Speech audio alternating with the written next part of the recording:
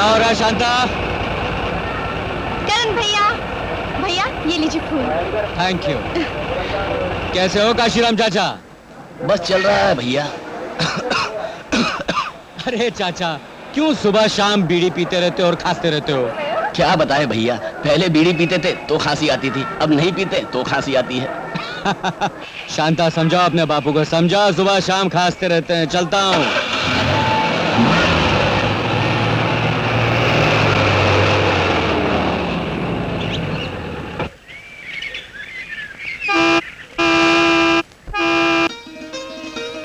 Driver, क्या मतलब क्या है? कब फोन किया था गैराज में वैन के लिए? अब आ रहे हो तुम?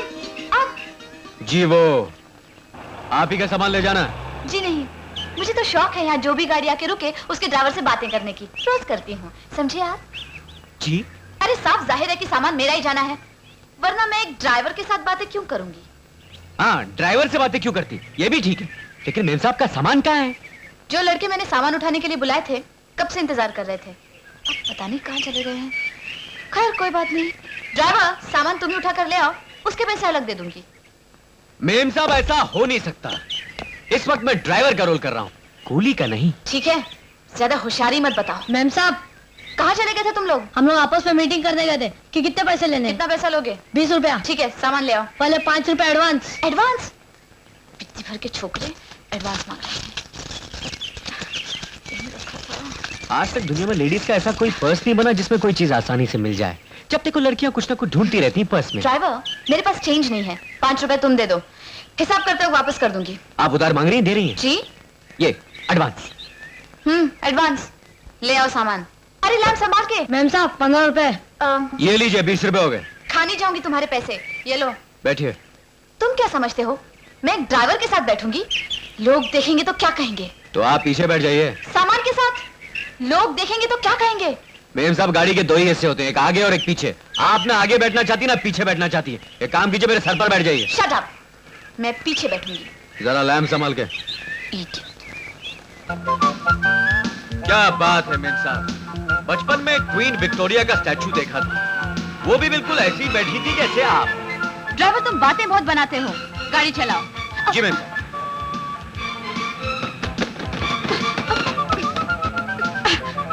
ड्राइवर, गाड़ी ठीक से चलाओ। जी मैम। ए बनरिया, ये ले केला, खा ले खा ले। अरे अरे अरे मेम साहब, बेचारे लैम्प को तो कुछ नहीं हुआ ना? मैं आगे बैठूंगी।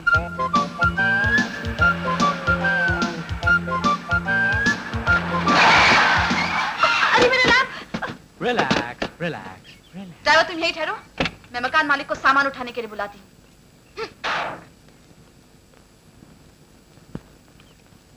सुनिए। यस। यस क्या? चलिए, वो कमरा कहाँ है? मेरे घर में तो कई कमरे हैं, किस कमरे की बात कर रही हैं आप? अरे वही कमरा जो कल फोन पर तुमने मुझे दिया था। देखिए, कल आप आई नहीं, इसलिए वो कमरा आज हमने किसी और को दे दिया। आप 24 घंटा इंतजार नहीं कर सकते थे? देखिए मैडम, ये बम्बई है, यहाँ खाली कमरे किसी का इंतजार नहीं करते, समझी? Good bye. Idiot. बड़ा अजीब आदमी है। बंबई में मकान मालिक अक्सर अजीब होते हैं। आपका कमरा तो क्या, और अब मुझे भी जाना है। अब ये बताइए कि आपका सामान कहाँ उतरेगा? वो तो ठीक है, लेकिन इतना सारा सामान लेकर मैं जाऊंगी कहाँ? मुश्किल क्या है, बंबई में बड़े बड़े होटल हैं, ताजमहल, ओबरॉय, हॉलिडे इन, चाह के वहां पहुंचा देता हूँ। वो तो ठीक है, लेकिन कोई बात नहीं, मैं समझ गया। क्या? क्या समझ गए? अभी जरा मामला टाइट है। देखो, तुम्हारा नाम क्या है? ड्राइवर। नहीं नहीं नहीं, मेरा मतलब है तुम्हारा नाम क्या है? जी वो करण। देखो करण, मेरा एक फोटोग्राफर दोस्त है, वो पुणे गया हुआ है, कल सवेरे वापस आ जाएगा। कल मैं उसके घर में शिफ्ट हो सकती हूँ, लेकिन आज के लिए अगर मेरा कोई इंतजाम हो जाए तो I'll be very grateful, you know. अगर एक ही रात की बात है तो इंतजाम हो सकता है, मगर पता नहीं आप वहाँ ठहरना पसंद करती या नहीं।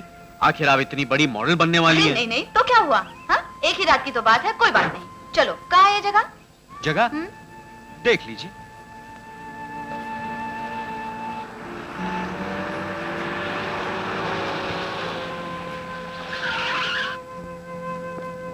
आइए मेम साहब, ये मेरा घर है। ये? मगर ये तो बस है। बस यही मेरा घर है। तुम क्या समझते हो? मैं इस बस में रहूंगी। मेम साहब माना कि ये बस है, मगर ये मत भूलिए कि आप बेबस हैं। उफ, लोग देखेंगे तो क्या कहेंगे? लोग देखेंगे तो कुछ कहेंगे ना। आज आपको मेरे सिवा देखने वाला और कोई नहीं है। आइए, ये रहा मेरा आशियाना और आज आपका ठिकाना। तो तुम इस बस में रहते हो? जी हाँ, मैं हमेशा बस में रहता हूँ। अगर आप चाहें तो हमेशा आपके बस में रहूं। Shut up. मैं सोऊंगी कहाँ? यहीं इस बस्तर पे। बस्तर? जी हाँ, बस में जो बिस्तर बिछाया जाए उसे बस्तर कहते हैं। बस्तर कहते हैं? कहते होंगे। अब तुम ये बताओ कि तुम्हारा बस्तर I mean, बिस्तर कहाँ है? मेरा क्या है मेम साहब, मैं यहीं कहीं किसी कोने में सो जाऊंगा। तुम ऐसा कुछ नहीं करोगे, तुम इस बस के बाहर सोगे। आउट। कमाल है, आप मुझे मेरे ही बस से उतार रही हैं। तो तुम चाहते हो कि इस कमरे में I mean, इस बस में मैं यहाँ और तुम यहीं? अरे मैंने तो जोक किया था और आप सीरियस हो गई। मेरा बेडरूम यहाँ नहीं है, मेरा बेडरूम फर्स्ट फ्लोर पे है। आप यहाँ आराम कीजिए, मैं जरा अपने दोस्तों से मिलने जा रहा हूँ, जरा देर हो जाएगी। और हाँ, तुम सो जाना, मेरा इंतजार नहीं करना। करण, करण, अरे उठ यार। अरे क्या हुआ? क्या देख रहा है? अरे कल रात इस बिस्तर पे लड़की थी। बिस्तर तो है, लड़की कहाँ गई? यार तू तो सो रहा था और उसने सुबह सुबह आकर जो मेरी क्लास ली, मैंने तो हाथ जोड़ दिए। मैंने कहा बहन जी मैं ही छोड़ाऊंगा आपको। छोड़ आया। अरे सुन, उसने मेरे 20 रुपए दिए। अरे छोड़ उस 20 रुपए को और तैयार हो जा, दादर जाना है गुरदीप कॉन्ट्रैक्टर के पास। दादर?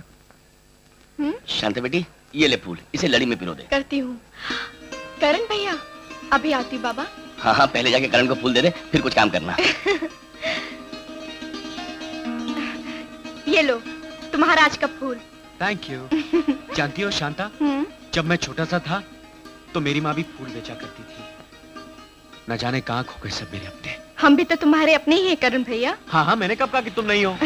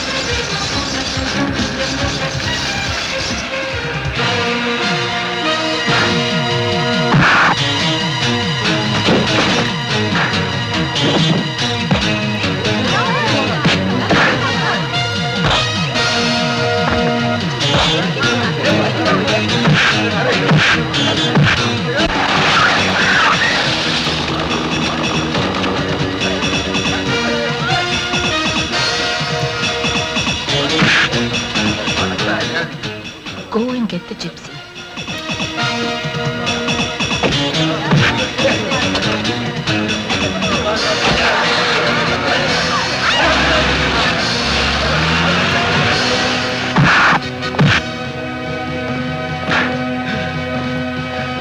इंस्पेक्टर साहब, इस आदमी का फांसी हो जानी चाहिए। इसने उस बूढ़े को अपनी। अरे, वो जीप कहाँ गई? इंस्पेक्टर साहब, वो जीप ही तो इस आदमी के जुर्म का सबूत है। आप फिक्र मत कीजिए, हमारे पास इस मर्दान के खिलाफ बहुत सारे सबूत हैं। अरे अरे अरे हवलदार, इसने वो जहर खा लिया। जहर खा लिया?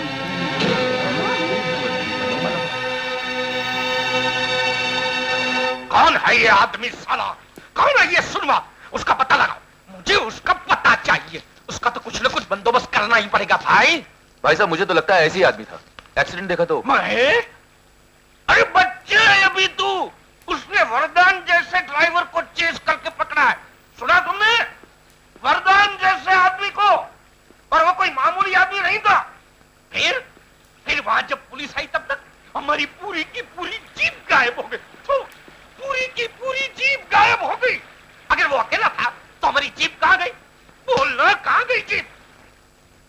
मैं बताता हूं। वो देवराज कामत का आदमी था। देवराज कामत के आदमी हमारी जीप लेकर गए। विनोद। हाँ विनोद, वो लड़की जो उस दिन आई थी, उसका पता है तेरे पास? हाँ है। क्यों चाहिए? क्यों चाहिए उसके 3 वजह हैं। एक ये कि उसका स्कार्फ यहाँ रह गया। ओह। दूसरा ये कि मुझे उससे 20 रुपए वापस लेने, और तीसरा और तीसरा? मैं तुझे बताऊंगा नहीं। अच्छा अच्छा, समझ गया, मैं भी लेके आता हूँ। सुनिए, तुम्हारा ही नामकरण है? तुमने वो जीप रोकी थी जिसमें गैर कानूनी सामान था? अगर मैं कहूं हाँ मैंने ही रोकी तो मैं कहूंगी तुमसे कोई मिलना चाहता है। तो मैं पूछूंगा उस कोई का नाम। जब मिलोगे तब नाम पता चल जाएगा। ठीक है, आपसे तो मिल लिया हूं, कम से कम आप ही का नाम पता चल जाए। मेरा नाम शिबानी है। शिबानी? अच्छा नाम है। तुम मेरे साथ चलोगे उस कोई से मिलने? मुझे नाम अच्छा लगा, शिबानी, इसलिए मैं जरूर चलूंगा। बताइए कहां चलना है?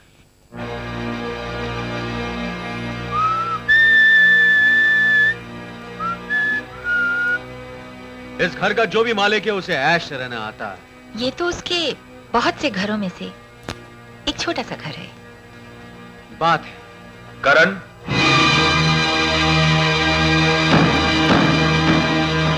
तुम्हें यहां देखकर मुझे खुशी हुई, और मुझे यह जानकर खुशी हुई कि आपको मुझे देखकर खुशी हुई।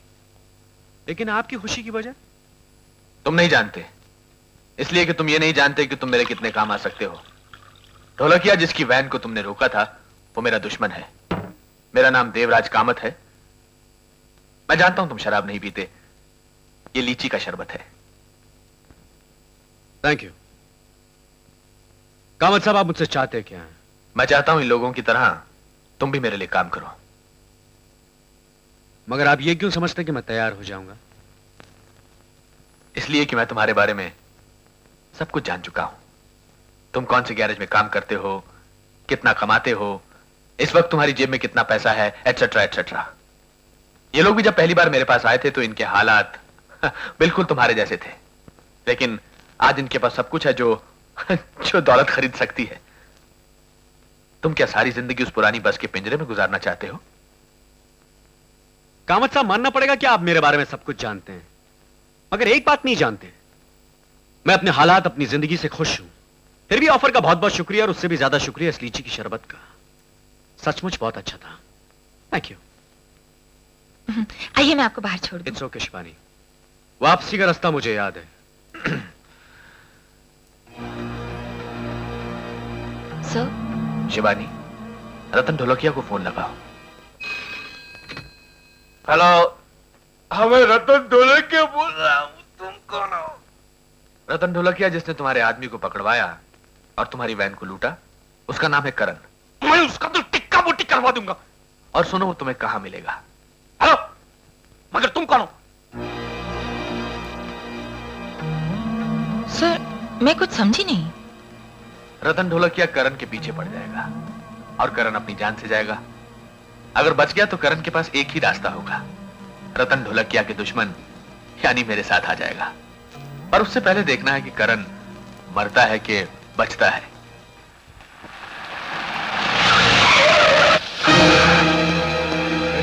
क्या हो भाई साहब? अबे निकल। अरे अरे अरे इंस्पेक्टर साहब मैंने क्या? बताता हूं तुझे। ला, तू जा। अरे आपको गलतफहमी हुई है।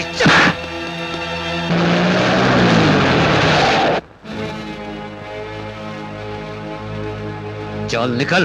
अरे अरे ये काले है, ये पुलिस स्टेशन तो नहीं है? मैं बताता हूँ बेटा, तेरे लिए पुलिस स्टेशन भी है, कोर्ट भी है, जेल भी है और फांसी घर भी है। समझ गया तू? नहीं समझा? कौन है आप?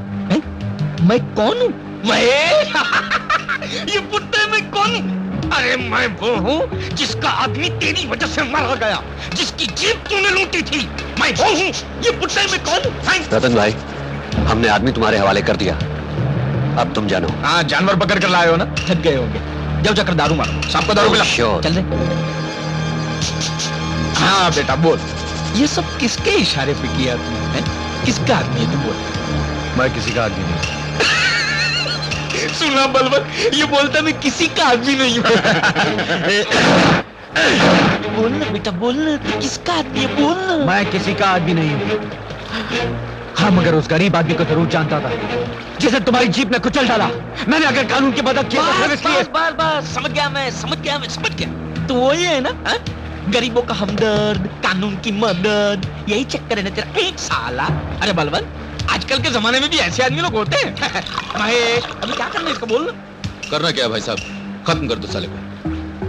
अच्छा चल ऐसा ही कर, मगर तेरे मरने से पहले मेरी एक आखिरी ख्वाहिश है कि दुनिया छोड़ने के पहले तू जाने, तू समझे कि दुनिया क्या है। ये देख, ये क्या है? ये कानून है। और वो देख, गरीब।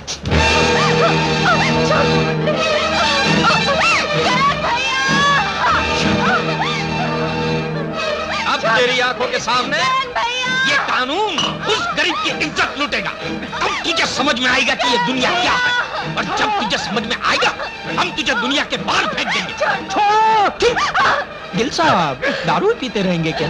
समझ गया रतन भाई, चलो ये तमाशा भी दिखाई देता है। कमीने!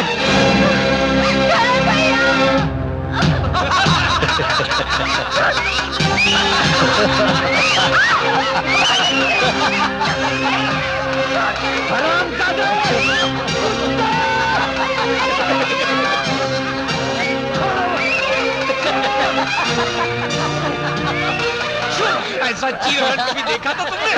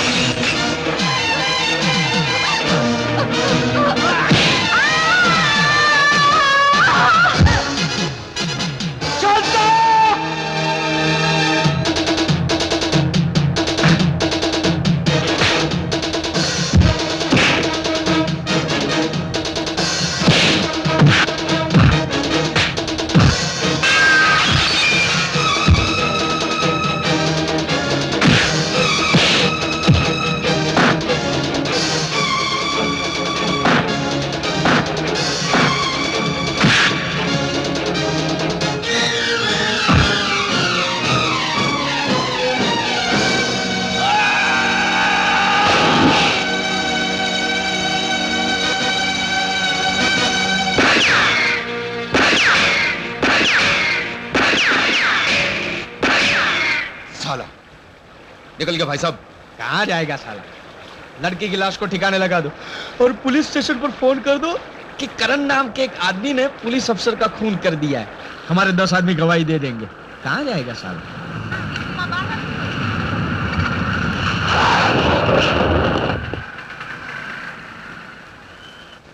सच ये है कि ये खून मैंने नहीं किया। यही सच।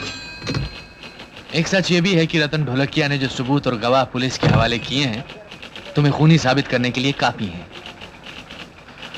इसका मतलब मैं बच नहीं सकता। बच सकते हो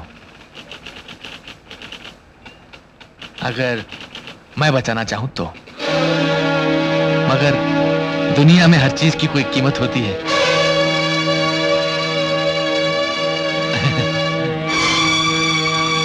आप ठीक कह रहे हैं देवराज कामत साहब, मैं आपके साथ काम करने को तैयार हूं। गुड। मगर पहले यहां से तो निकल। भूल जाओ ये खून, ये इल्जाम सब भूल जाओ।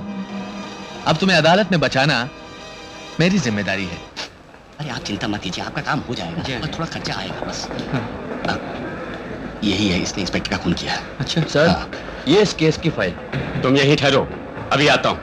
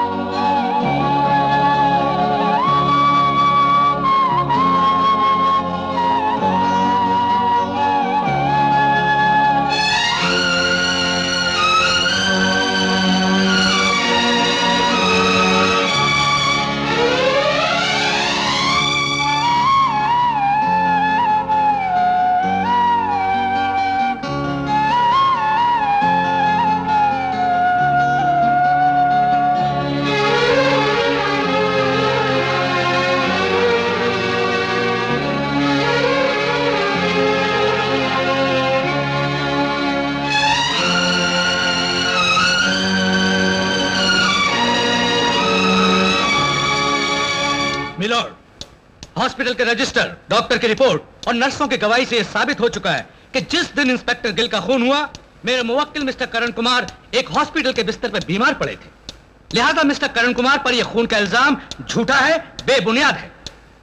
तमाम सबूत और गवाहों के बयानों को सामने रखते हुए अदालत मुलजिम करण कुमार को बेकसूर करार करती है और बाइज्जत रिहा करती है। क्या नाम बताया? सुलक्षणा देवी। मैंने थोड़ी देर पहले उन्हें इसी दफ्तर में आते हुए देखा था। अरे ये वही है शर्मा जी जिनके दुकान में झगड़ा वगड़ा है ना, हर महीने तो आती पैसा जमा करने। अच्छा अच्छा, तुम एक काम करो, मैं पता निकाल कर रखता हूँ, तुम कल आओ। शुक्रिया। हाय, तुम कहाँ गायब हो गए थे? वो मैं। चलो, कामत साहब तुम्हें बुला रहे हैं, चलो। जी।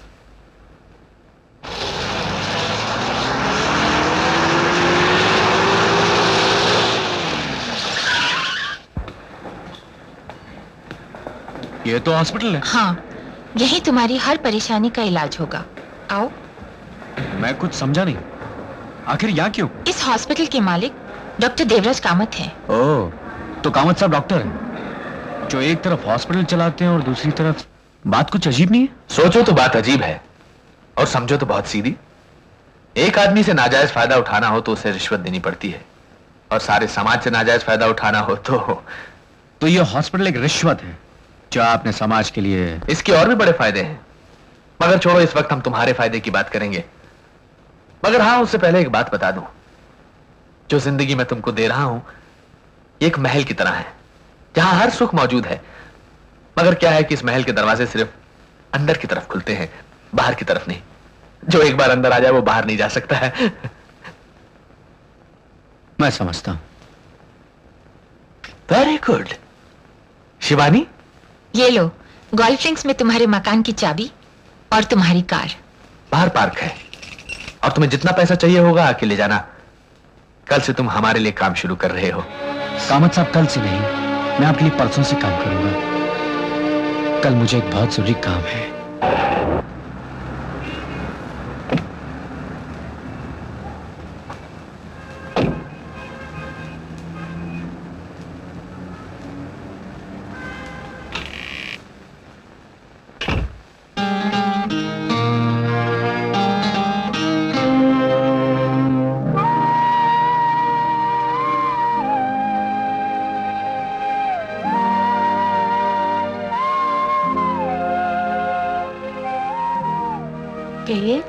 एक गुलदस्ता चाहिए था, किसी दोस्त का जन्मदिन है तो। इनमें से देख लीजिए, शायद कोई पसंद आ जाए। जी ठीक है। 80 रुपीज।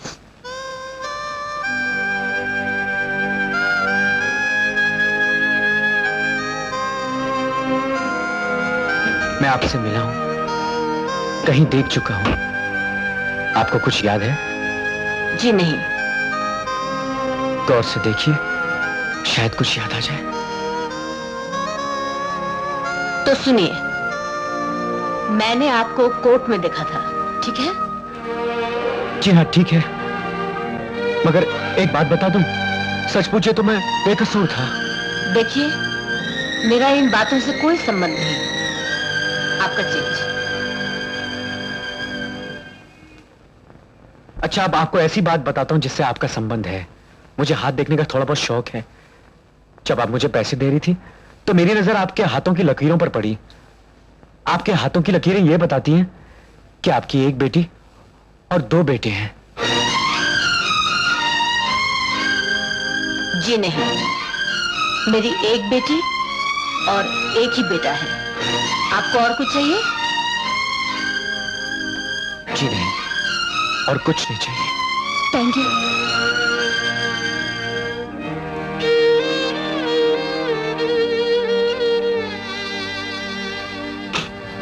माँ, मैं कॉलेज जा रही हूँ, आज फीस भी भरनी है।